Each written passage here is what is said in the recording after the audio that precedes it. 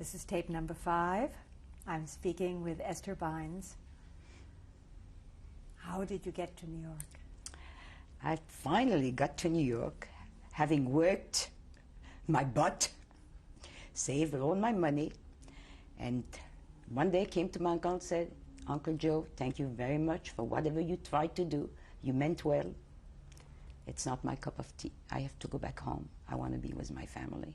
Because from what I see around here, Dad and Mom won't come here. I'm leaving. Goodbye." Was your attempt to go to New York to stay for a while, or No, were you planning to leave right away? No idea to stay at all.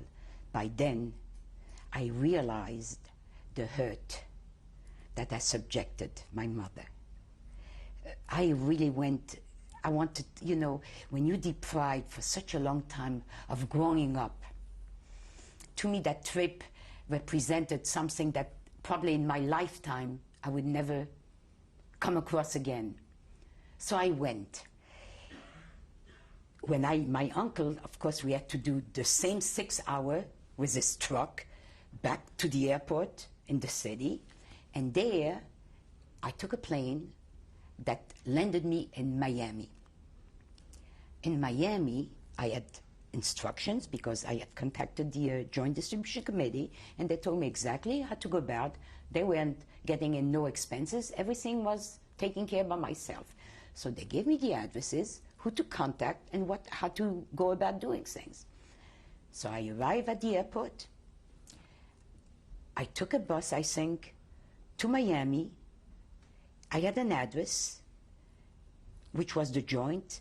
So as I boarded the bus, by then I spoke English, a little Spanish, because English I had taken in school also. So I did really improve my English because they spoke English there too in Sosua. So I showed them the address. I said, "Could you please tell me, let me know when to get off?" And I sat behind the driver. Suddenly, as he starts the bus in motion, and I must tell you, Ellen, when I came out of Santo Domingo, my hair was down to my here. My skin was the color of my pants, black. I was burned from the tropical sun. He turned to me and he motioned like this. And I turned around and I did not understand. And he seemed like this. So I went. It took me years to realize he thought I was colored. He took you for a black? Yeah, that I had to go and sit over there. But when the stop came, he called the rue, street, so I went down, went to the Joint Distribution office, and I says, "Now I have no money. I have to get to New York." They said, "Sorry, can't help you. Do you have any family in New York?" I said, "Yes, I have an aunt. Lives on Rivington Street in the East Side. 4 children and a husband that worked when he could work." She says, "They'll have to help you." She says, "The only thing I could do for you is send them a wire, telling them to wire you a ticket to take you from Miami to New York, and it'll be up to you to make it up to them." And that's what they did. I think my aunt scraped together the ticket. I don't remember in those days. Which aunt was this? My mother's older sister. There was the one from Clermont-Ferrand was the oldest of the children. That's the one. And by the way, Ellen, that sister, after my mother found out, to the day she died, she never spoke to a sister again. Never inquired about the nieces, their children, their grandchildren. She hated her with such a passion, not because she didn't want to feed me or the family or take care of us, but for that once to make a maid out of her daughter was something that she never forgave. So, later on I says, "But Mom, we remained alive. Come on, talk to her." She never could get herself to talk to her. Anyway, this is interjecting the family. Did you fly to New York? I flew to New York with a prepaid ticket. My aunt, which was Tante Hannah, that was her name, waited for me at the airport and took me to Rivington Street. I arrived, of course, everything was new to me. In those days, Rivington Street was the crowds there, the life. That was the real East Side, like we see in the old pictures. The Lower East Side of Manhattan. The Lower East Side of Manhattan. Schmolka Bernstein was on one side of the street. I remember the corner store, the pickles, the vats of pickles and the candies. I mean, the smells. There was a factory, a salon. It was unbelievable. But I knew in my heart, I mean, we talked, she was happy to see me naturally, asked about Mama and how we went to, and we told stories day and night. And one evening, one of the evenings, I go, I think, for a glass of water. I opened the cupboard, and Ellen, the cockroaches. I didn't know what a cockroach was. I didn't know what these animals were. The East Side, it was infested. That's how people lived. They were raised, and I think they grew up with them. They really did. Anyway, I go back, I'm in New York. I stay at my end to sleep. I'm seeking out the Joint Distribution Committee again, because they're the only ones that help. By then, that was April or May 48, after the war, naturally, the quotas were in force, and Jews from all over the world started to emigrate. They put me at a hotel, Marseille, which was the melting pot of every Jew, possible Jew, that came to these shores. Everybody was there. I met a French family, their father and mother, who escaped Paris, or not Paris, the east of France. They ended up in China. And they had 2 daughters that spoke Chinese and French. I met these people in that hotel. I was, you look for people that speak your language. I went around, French, français. Was your aim to get money together to go back to Paris? No, my aim was for them to put me up. My ticket was paid. I didn't need any money anymore. My aim was, due to the fact my aunt could not help me to take me into a house because it was a 2-room apartment, 4 children, 2 grown-ups. She couldn't. Although she said, look, we could make do. I says, look, if I could find a different way, I will. The Joint Distribution Committee saw my papers. They saw I'm here on transit. They saw my ticket, my reservation on the boat. They said, we'll help you out for the next 3 weeks. My boat was leaving in 3 weeks. And the allocation was, I think, $15 a week for room, board, and food. And that's what you have to live on. It was very nice. And they put me up in a hotel room. On a Thursday, a given Thursday, I'm homesick, and it's pouring outside. And these 2 girls, these French girls, knock at the door. They says, Esther, come on, there's like a little concert in the main ballroom of the hotel. They'll be playing piano there, there's boys. I don't want, I want only to go home. That's all. I wanted to be home already. Come. So I went. And of course, there's boys sitting around, talking to girls, And then the concert comes to an end, whatever it is, somebody was playing a piano or playing a fiddle, I don't remember. Everybody goes down that big spiral staircase. And then at one point, one of the fellows said, oh, a friend of mine is supposed to come. Oh, here he is.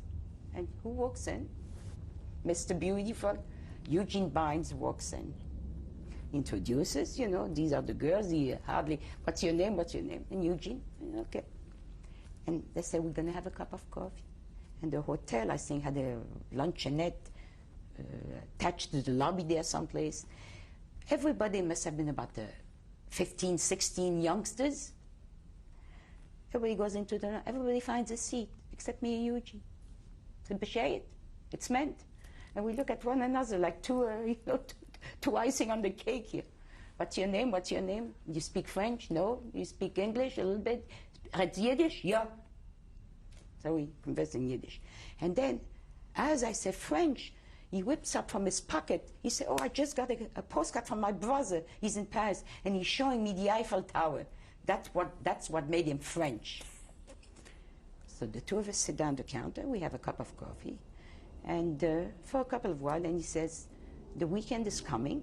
Can I see you tomorrow, Friday? I said, no. He said, I'll come to get you anyway. We'll go out. Now, How long did it take till you got married? We got married within a week. Now, Ellen, if I were to tell you I had $15 in my pocket for my week, I says, I cannot go out the way I look. I went on Broadway there. The hotel was Broadway on 3rd Street. There was, I think, a learner's basement someplace. I don't remember exactly what street. I went to the basement. I bought myself a pair of shoes, $1.99, a pocketbook to match for $1.99, and a dress. I think the dress was $5.99. And I had a brand new get-up. And Eugene was picking me up Friday, and he took me to the Latin Quarter. And I look at him, and I said to myself, oh, he must have a lot of money, right?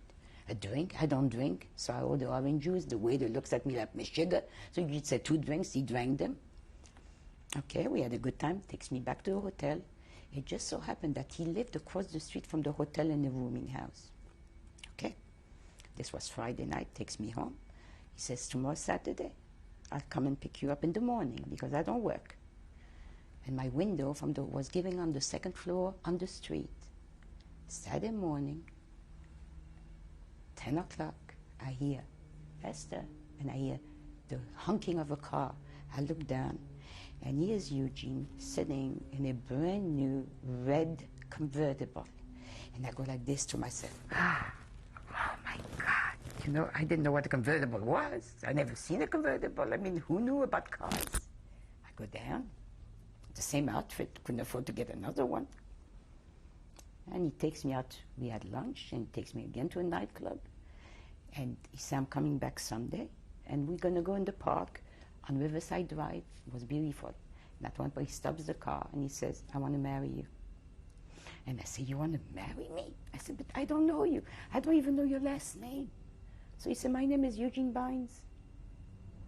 I says, and then what? I said, what are we going to do? I says, I'm here on transit. I says, my boat is leaving in 2 weeks. I cannot get involved. My mother's waiting for me. I have to be home. He said, no, you're not going home. I guess he won out. And he won out. You know, in my mind, Ellen, and I say that to people, and they look at me like if I'm crazy. I figured like this.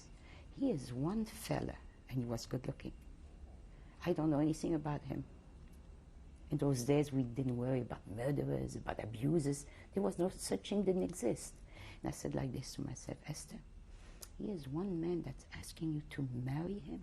Maybe nobody else will. I'll take the first chance. I'm not going to let it go through. I sent a cable to my mother.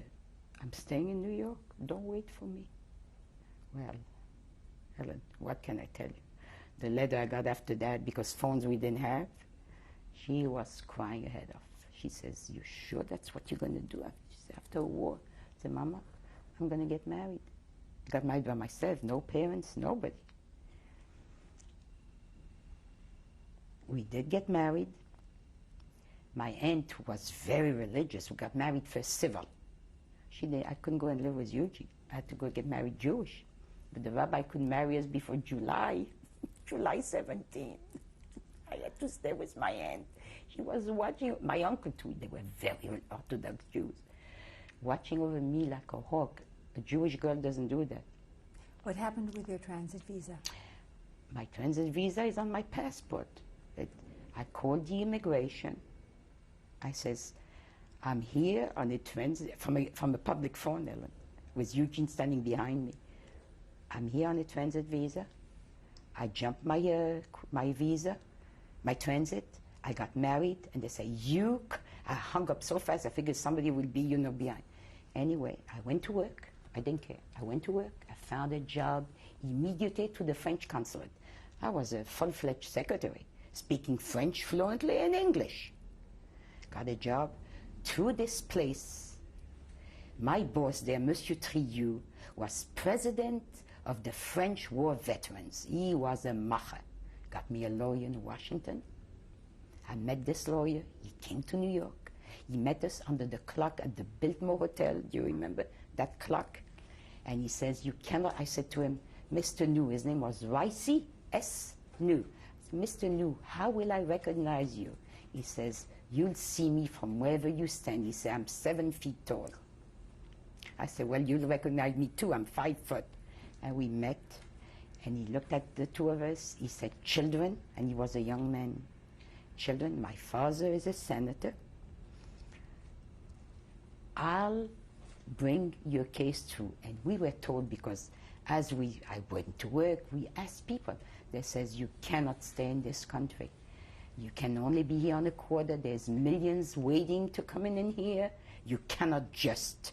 And he wasn't American citizen, Eugene, yet. He only had his green card. And where was Eugene from? Eugene from Poland.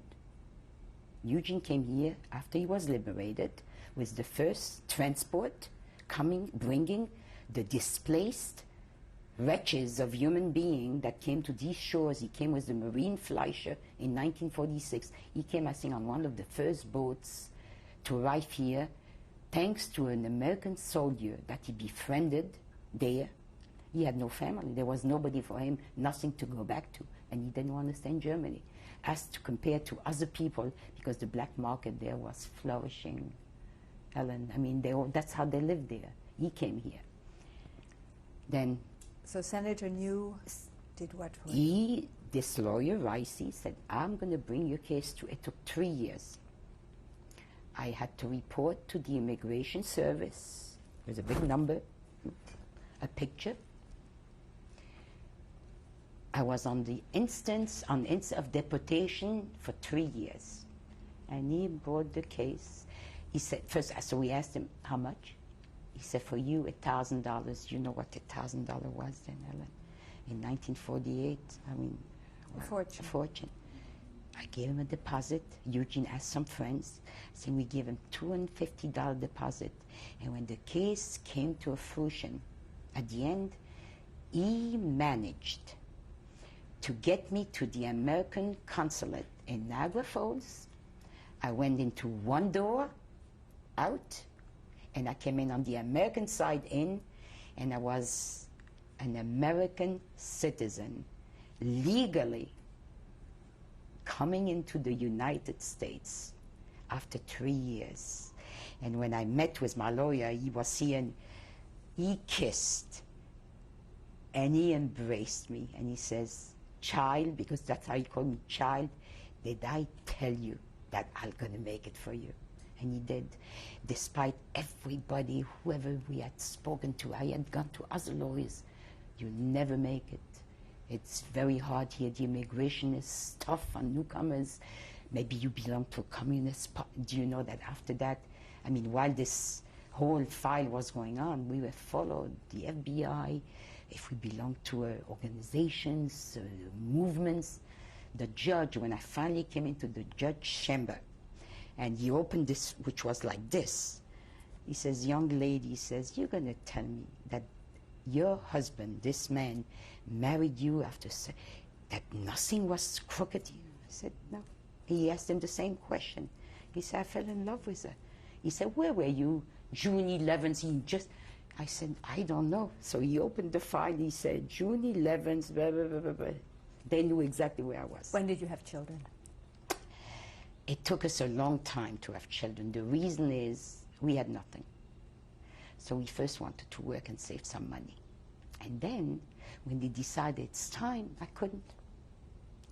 We went for 6 years of really heartbreaking. I had a woman doctor who I loved, Dr. Greenberg. She said, Esther, you'd see. There's something there, just have an examination. She took me to a Hungarian doctor. I had my tubes blown. And on Yom Kippur Day, I conceived. because my mother in those days, when she had come to the States already, I had gone back to Paris. I mean, she met Eugene, she loved him the minute she saw him, and he loved he had no other mother. That was his mother. Had my conceived, took 6 years, we were married 6 years till I had Diane in June 22nd, 1954. A beautiful daughter was born to us, which we named Diane Elaine. Had a beautiful home by then, with hardship, because apartments in New York in 1948, forget it, we went to the roof, somebody gave us a key, and we, like squatters, we occupied the premises which didn't belong to us. Anyway, that wasn't important. I had a home. I was a mama, a housekeeper.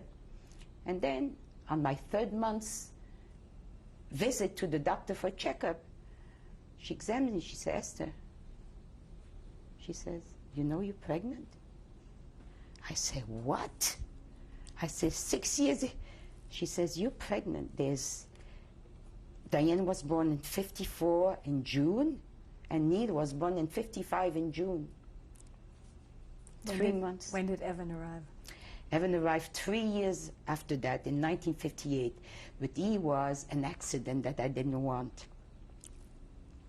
Ellen, I tried, but I guess I must have been very healthy, because he remained, and for 9 months of pregnancy, I only prayed to God, please God, because I jumped, I kicked, and when he was born, the first thing I counted the toes and the fingers. Everything was there. And look at him now. He's a beautiful boy. And how many grandchildren do you have? Now we have 6 grandchildren. 2 boys from my daughter Diane, who is the eldest. A princess girl from my son, the middle one, Neil. She is 9. And 3 beautiful grandsons from Evan, the last one. Brendan, who is 10. Taylor, who is 6.5, and a brand new baby boy, Hunter, who will be a year, December 21st. And if I ask you if you have a message to leave for the future generations of your family, yes, what would you say to them? We would say, I guess, like all mothers that went through a Holocaust and suffering and deprivation like we did, and maybe not as much as certain Jews went through, I would say, I pray to God that in this world, nothing of the kind could ever be, that misery could be perpetrated on human beings by other human beings. We all one. We have to love one another. And that's why I guess Jewish people like to nurture their children. We love them too much. We really do love them too much. We do. We do. And I hope that if one day my grandchildren and children, long after we're gone, get to see this tape with their families then, that they will remember Grandma and Papi, like they called Papa, in a wonderful way, trying to do what they could at the time they could. You could always do better, but within your own means, you give your heart and you give your soul, and you pray for them that everything turns out to be good. I know, as an example, when one of my kids gets sick, I say, give it to me. I don't want you to be sick. I'd rather be sick. I'll take care of myself. You have to be well. I want to thank you so very much for sharing all your experiences with me. Thank you, Ellen. It was wonderful. I never thought I could do it. Thanks to you.